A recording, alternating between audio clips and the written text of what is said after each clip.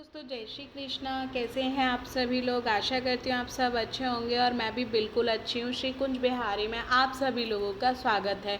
तो दोस्तों, आज का वीडियो बहुत विशेष है। आज के वीडियो में हम श्रीमद् भागवत पुराण का तीसरा स्कंद पढ़ेंगे, कदर्म मुनि एवं देवहूति के पुत्र भगवान कपिल।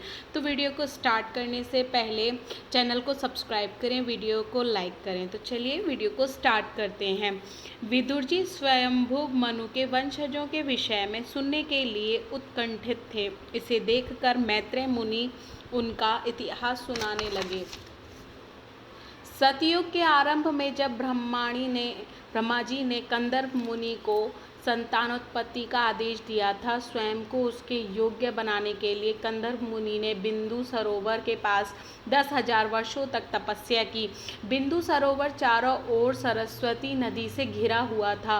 कंदर्प मुनि पूर्ण समाधि में स्थित होकर भगवान विष्णु को प्रसन्न करने में लग गए। भगवान अपने सुंदर दैद्यमान चतुर्भुज रूप में मुनि के समक्ष प्रकट हुए। वे श्वेत कमल पुष्पों की माला से सुशोभित थे। भगवान ने चमकदार रेशमी पीतांबर वस्त्र पहने हुए थे और उनकी घुंघराली लटें उनके सुंदर चेहरे को और सुंदर बना रही थीं। भगवान आकाश में ही स्थित गरुड़ के कंधों पर विराजमान थे और मुनि को देखकर मंद मंद मुस्कुरा रहे थे। अपनी हार्दिक इच्छाओं को सफल होता देखकर कंदर्प मुनि भूमि पर गिरकर भगवान को साष्टांग प्रणाम करने लगे। वे करबद्ध खड़े हुए और भगवान की स्तुति करने लगे।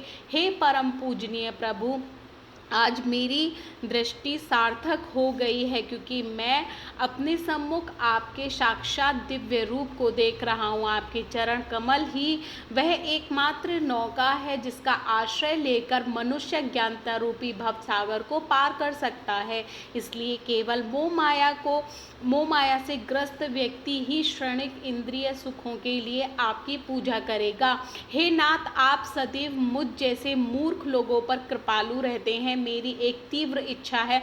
मैं समानशील वाली एक पत्नी चाहता हूँ जो मेरे गृहस्थ जीवन में कामधेनु गाय के समान मेरी समस्त इच्छाएं पूरी कर दे। स्नेह भरी दृष्टि से कंदर्प मुनि की ओर देखते हुए भगवान ने अमृतमय मधुर वचनों में बोलना आरंभ किया। श्री भगवान ने कहा, तुम्हारे मन को जानकर मैंने पहले से ही इसकी व्यवस्था कर दी है।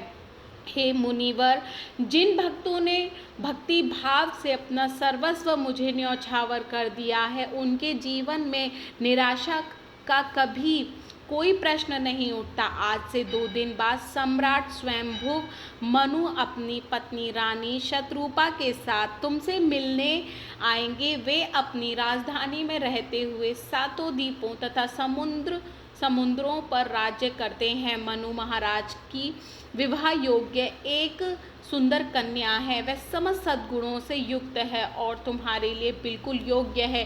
वे विवाह में उसका हाथ तुम्हें सौंपेंगे।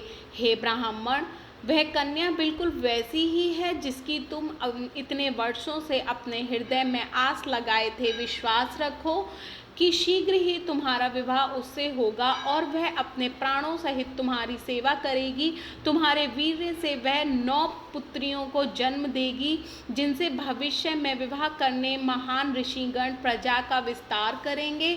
सदैव मेरी पूर्ण चेतना में स्थित होकर और साथ ही समस्त प्राणियों पर करुणा दिखाकर तुम जीवन के अंत में पूर्ण आत्म साक्षात्कार की अवस्था प्राप्त करोगे। इस प्रकार तुम मुझ में स्वयं को तथा स्वयं एवं अन्य सब प्राणियों को मुझ में देख सकोगे। हे ऋषिवर, मैं तुम्हारी पत्नी के गर्भ से अपने एक अंश को भी प्रकट करूंगा और उसका पुत्र बनकर मैं उसे परम सत्य के ज्ञान का उपदेश दूंगा। यह कहकर भगवान ने बिंदु सरोवर से प्रस्थान किया। भगवान का वाहन गरुड़ वापस बैकुंठ की ओर उड़ने लगा और कंदर्प मुनि उसके पंखों की फड़फड़ाहट से उत्पन्न हुए सामवेद के मंत्रों को सुनने लगे। कंदर्प मुनि उस नियत समय की प्रतीक्षा करने लगे जिसका उल्लेख भगवान ने किया था। उसी दौरान स्वयंभू मनु अपनी पत्नी तथा पुत्री के साथ रथारूढ़ होकर एक योग्य दामाद की खोज में निकले। भ्रमण करते करते वे कंदर्प मुनि के आश्रम में उस दिन पहुँचे जिस दिन मुनि का तप व्रत पूरा हुआ ही था। बिंदु सरोवर अत्यंत पवित्र स्थान है क्योंकि इसका जल भगवान के उन आंसुओं से युक्त है जो भगवान ने कंदर्प मुनि की तपस्या को देखकर बहाए थे। सरोवर सब ऋतुओं में फल फूल प्रदान करने वाले शुभ वृक्षों से घिरा था और वहाँ का वातावरण विचित्र पंछियों की किलकारियों से गूंज रहा था। इस सुंदर परिवेश में प्रवेश करके इस ब्रह्मांड के प्रथम सम्राट स्वयंभू मनु ने कंदर्प मुनि को देखा, जिन्होंने अभी अभी अपने यज्ञ से पूर्णाहुति दी थी। यद्यपि मुनि दीर्घकाल से तपस्या में रत थे, फिर भी उनका शरीर कृशकाय नहीं हुआ था। उन्होंने भगवान का स्नेह भरा दृष्टिपात तथा चंद्रमास शीतल वाली वाणी रूपी अमृत जो मिला था। कंदर्प मुनि ऊंचे कद के थे और अखंड ब्रह्मचार्य का पालन करने के कारण उनका देह तेज युक्त था। उनके नेत्र कमल दल के समान थे।